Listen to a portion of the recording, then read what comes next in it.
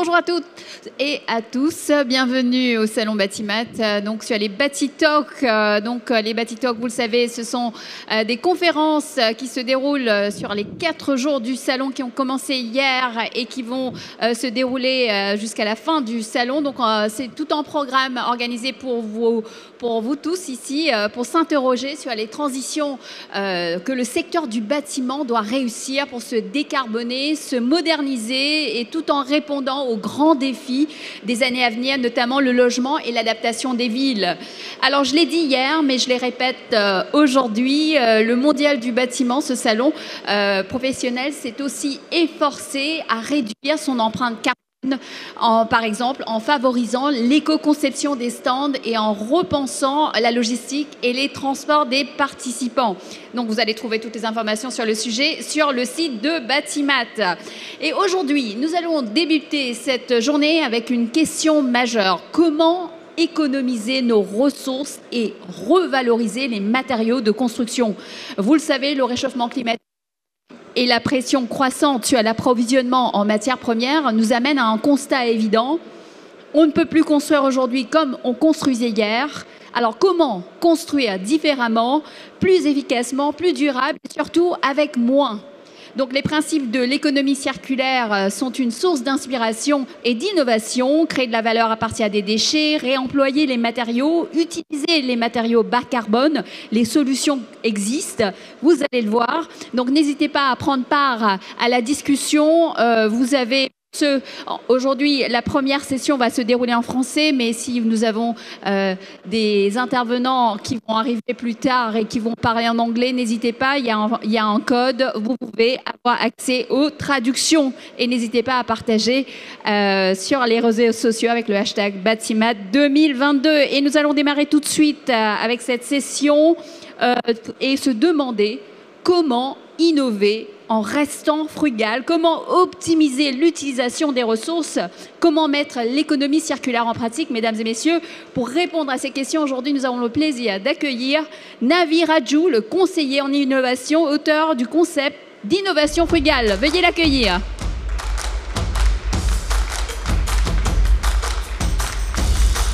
Merci beaucoup.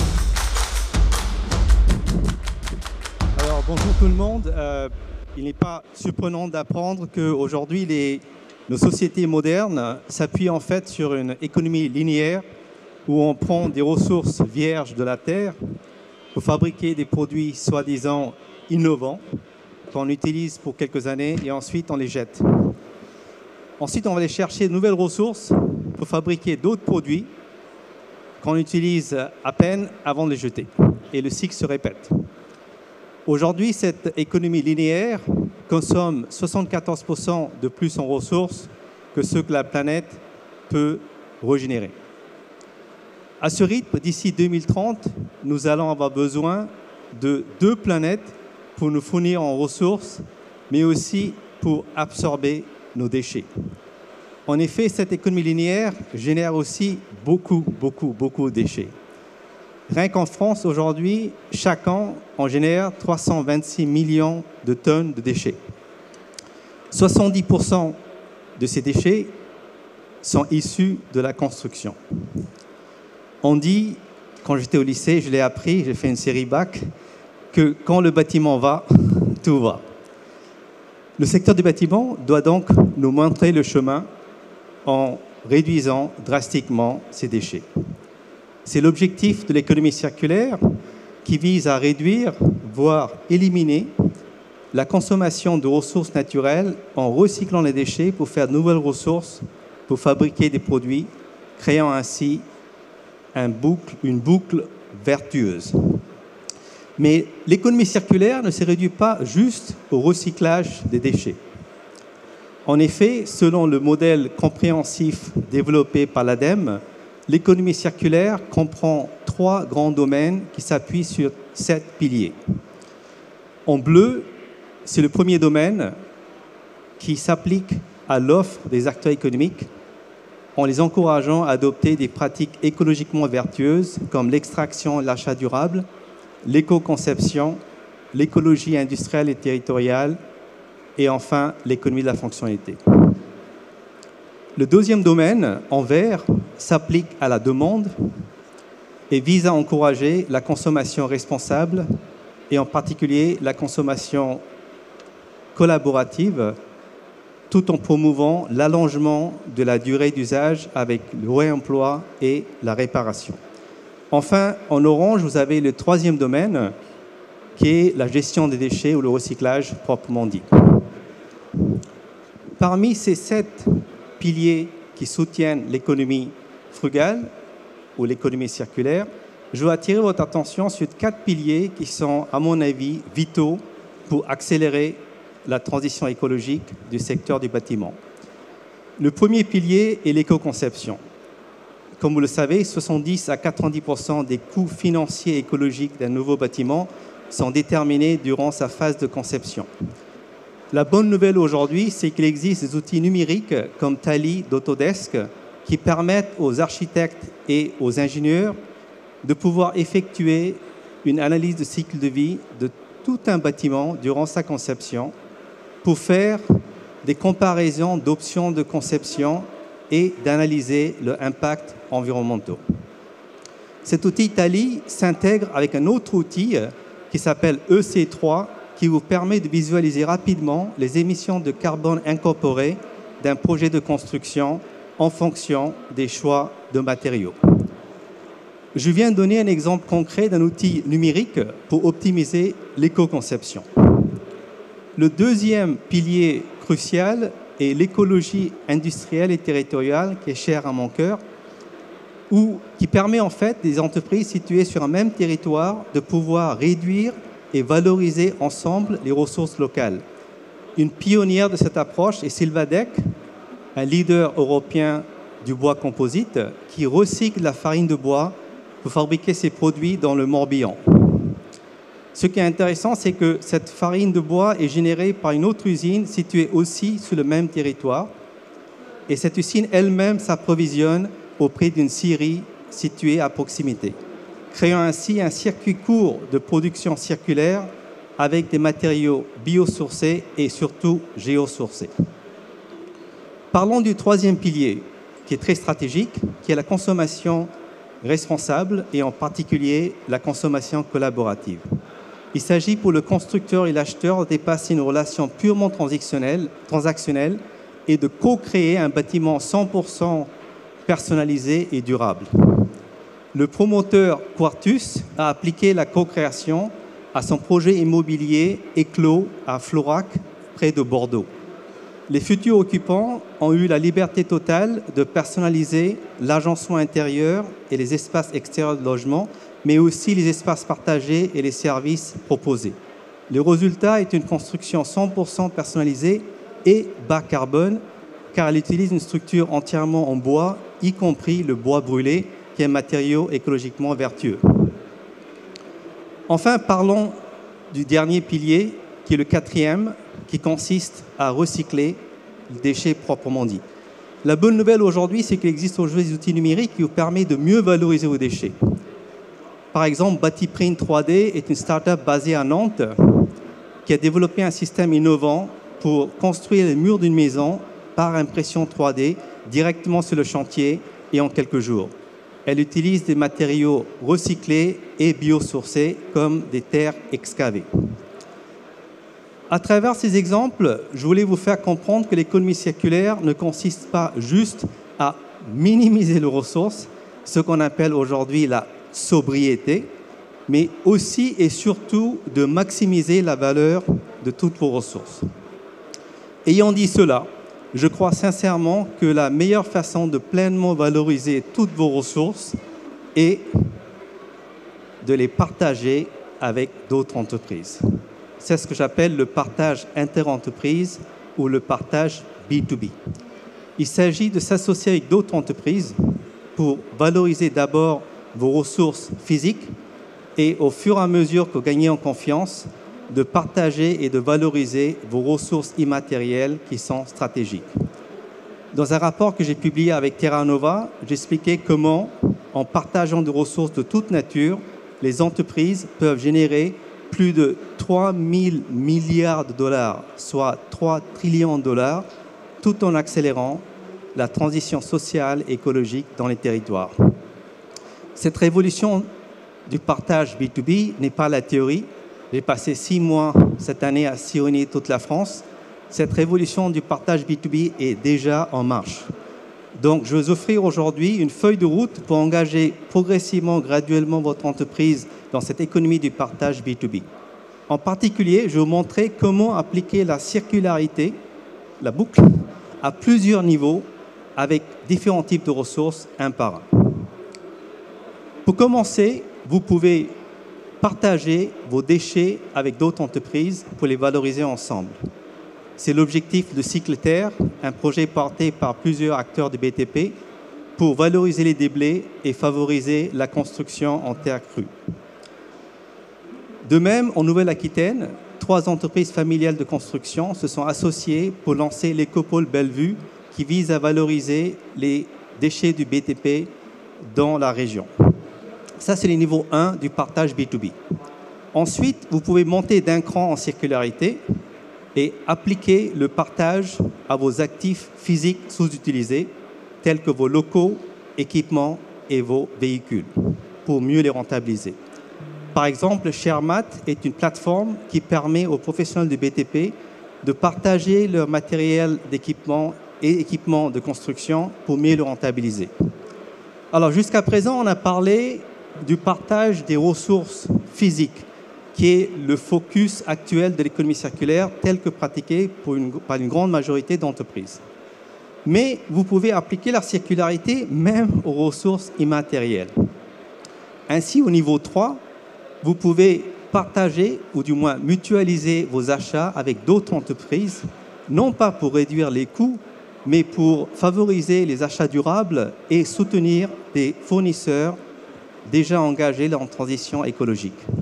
Par exemple, Quantis est une centrale d'achat avec 30 000 membres, dont la moitié sont des PME et des ETI du BTP qui mutualisent les achats responsables pour progresser rapidement et ensemble dans la démarche RSE et favoriser des fournisseurs engagés. Et vous pouvez pousser la circularité plus loin et partager vos employés sous-utilisés avec d'autres entreprises. La crise Covid de 2020 a vu l'essor des dizaines de plateformes en France qui facilitent ce qu'on appelle le prêt de salariés ou le partage de compétences. Par exemple, Entre Artisans est une plateforme lancée par Anthony Goron, un professionnel du BTP, qui permet aux chefs d'entreprise du bâtiment de trouver rapidement des salariés qualifiés et motivés dans des situations de sous-charge ou de surcharge de travail. Vous pouvez pousser la circularité encore plus loin et l'appliquer au partage même de vos clients. InHome est un incubateur d'innovation interprofessionnelle qui regroupe 7 acteurs issus de 7 secteurs différents avec un intérêt commun qui est l'habitat de demain. InHome est dirigé par InProcess, une société de services en innovation. Les 7 entreprises membres d'InHome se projettent d'abord dans l'avenir pour envisager l'habitat demain et identifier les besoins des futurs occupants. Ensuite, elles mutualisent leurs compétences pour co-créer des solutions de bout en bout pour leurs clients partagés, qui sont les familles qui vont vivre dans les maisons demain. Enfin, étudions le niveau le plus avancé de leur circularité. Ici, des entreprises osent même partager leur propriété intellectuelle avec d'autres sociétés pour combattre ensemble la crise climatique. C'est le cas d'Interface, le leader mondial de revêtement de sol modulaire, qui vient d'atteindre la neutralité carbone pour tous ses produits. Mais au lieu de se reposer sur ses lauriers, elle est en train de développer, elle a déjà développé d'ailleurs, des technologies disruptives pour rendre ses produits et processus négatifs en carbone. Son responsable développement durable m'a expliqué que Interface est ouverte à l'idée de partager ces technologies disruptives, même avec ses concurrents, pour pouvoir accélérer collectivement la décarbonation de l'ensemble de l'environnement bâti. Pour résumer, vous pouvez pratiquer l'économie circulaire pour minimiser les ressources et valoriser les matériaux. Et je vous invite à aller bien plus loin et appliquer la circularité à toutes vos ressources, qu'elles soient physiques ou immatérielles. En mutualisant et en partageant toutes vos ressources progressivement avec d'autres entreprises, vous pouvez maximiser la valeur de ces ressources et surtout, accélérer la transition écologique de tout votre secteur. Merci de votre attention.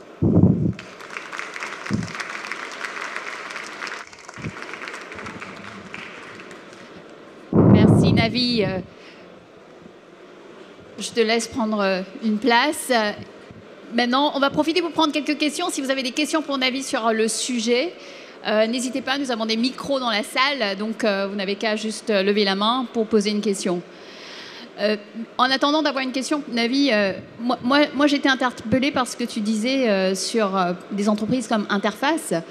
Et c'est un peu vers là où on veut tendre. Donc on n'est plus dans la compétition, on est dans la coopétition. Donc c'est vers ça qu'il faut aller. Qu'est-ce qu'il faut pour que les entreprises aient cette démarche ? Je crois que pour pratiquer donc, ce concept de coopétition veut dire qu'on peut effectivement être concurrent par nature, mais en même temps on peut coopérer de façon sélective. Et pour ça, je crois qu'on a besoin d'un leadership éclairé. Je suis chercheur en innovation, donc je ne peux pas m'éviter de mentionner ça parce que Interface a été fondée par un monsieur qui s'appelle Ray Anderson, qui était un visionnaire. Il faut savoir que c'est le pionnier du développement durable. Ils ont lancé le programme développement durable en 1994 avec un leader éclairé qui était donc Ray Anderson. Et dès le départ, son idée, c'était qu'il ne suffit pas que nous, on devienne durable. C'est tout le secteur du bâtiment qu'il faut rendre durable. Donc, en fait, on a besoin d'un leader éclairé qui comprend que, vu la crise, alors c'était en 1994, alors 30 ans plus tard, il n'y a aucune excuse, quoi. Objectivement, on sait tous que la crise climatique, elle est là. Donc, je crois qu'il faut trouver, en fait, de nouveaux modèles économiques. Il faut trouver de nouveaux écosystèmes, des nouvelles façons de co-créer des solutions. C'est pour ça que je parlais l'exemple de clients partagés. Parce qu'en fait, l'idée, c'est que vous avez des propriétés intellectuelles qui sont comme des Lego, des briques de Lego. Et moi, j'amène d'autres briques de Lego. Tu sais, les enfants font ça dans le terrain de jeu. Et donc, ensuite, on les combine pour créer une solution qui est de bout en bout pour un client qui est partagé. Alors, qu'est-ce qui va se passer? C'est que dans l'habitat demain, va être en fait un marché qui va être servi non pas uniquement par vous, mais aussi des gens d'autres secteurs. Et c'est là que je vois venir justement cet impératif de partage de tout ce que je viens d'écrire, quoi. Parce que finalement, demain, l'habitat sera non seulement connecté, ce sera aussi un actif qui sera partagé. Merci Navi. Peut-être nous avons des questions dans la salle. Merci. On va prendre celle-là. Bonjour. Bonjour, je m'appelle Yvan, je suis étudiant en BTS Travaux publics. J'ai été interpellé par Batiprint. Vous avez parlé de Batiprint, qui était une start-up qui imprimait directement les murs sur les chantiers et de bois brûlé en tant que matériau. Ma question est concernant Batiprint. Est-ce que cette conception a un prix? Est-ce que ça présente des avantages économiques ou pas du tout? Est-ce qu'il faut vraiment monnayer pour pouvoir obtenir cette solution-là? Et moi, j'ignore totalement En fait, c'est la première fois que j'entends parler de bois brûlé en tant que matériau. Est-ce que vous pouvez m'éclaircir sur ce sujet, savoir comment on l'utilise et dans quelle mesure c'est plus avantageux qu'un autre matériel? Merci. Alors, je dois tout de suite dire que je ne suis pas un expert en bois brûlé.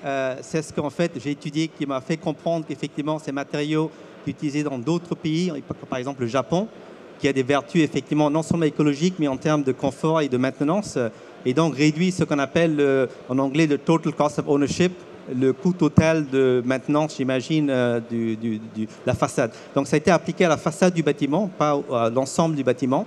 Et l'idée, effectivement, c'est d'expérimenter à travers cette construction peut-être des matériaux il y avait un savoir-faire en France qu'on a perdu, quoi. Donc l'idée, c'est aussi de régénérer des traditions culturelles avec l'utilisation du bois qu'on a perdu en France. Et donc c'était un projet pilote aussi pour donner la chance aux artisans locaux de la région en Aquitaine, qui connaissaient très bien la tradition autour du bois, pour justement donner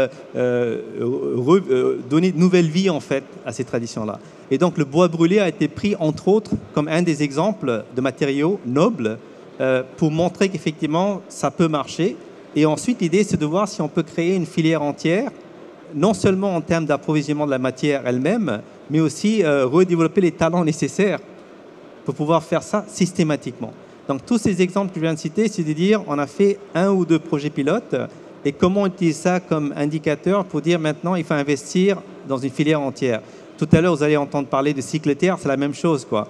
Parce qu'effectivement, c'est nouveau maintenant pour vous, peut-être les jeunes. Mais moi, je viens de l'Inde où utiliser la terre crue, c'est vraiment le b.a.-ba de n'importe quelle construction, quoi. Ancestral. Voilà. Donc, quelque part, on a perdu cette tradition qu'on est en train, en fait, de revitaliser. Merci pour la question. Est-ce que nous avons d'autres questions en salle? S'il vous plaît, oui. Vous avez un micro?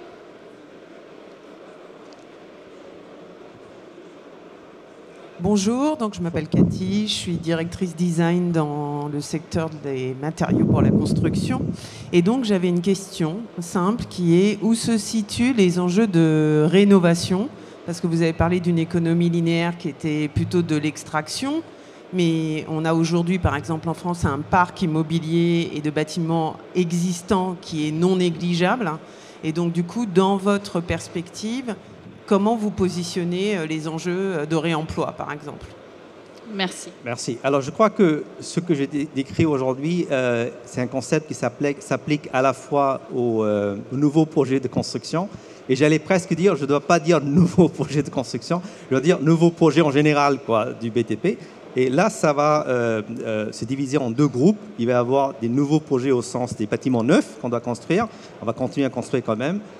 Et puis, il va y avoir des projets de rénovation et de réhabilitation. Donc, ces exemples que je citais, en fait, par exemple, l'impression 3D peut être utilisée aussi pour améliorer l'existant.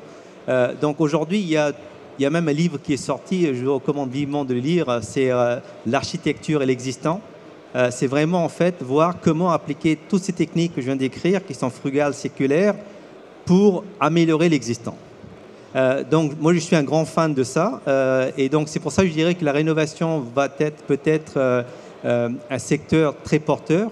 Mais ce que je... Alors, je ne sais pas si je peux être un peu polémique, mais surtout avec le contexte actuel, c'est que je vois qu'actuellement, l'approche de rénovation, c'est très tactique et orienté vers la sobriété énergétique. Et donc, j'ai du mal à faire passer ce message où on peut utiliser, par exemple, différents types de bois, etc., ou le partage, parce que les acteurs impliqués dans le domaine de rénovation, il me semble un peu très focalisés sur la rénovation énergétique.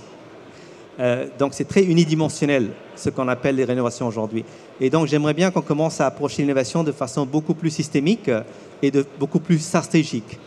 Et quand cet état d'esprit se développe, là, je crois que les gens vont être très intéressés d'appliquer ces techniques-là pour la rénovation. Mais je ne crois pas que ça va se passer cette année, mais peut-être après l'hiver.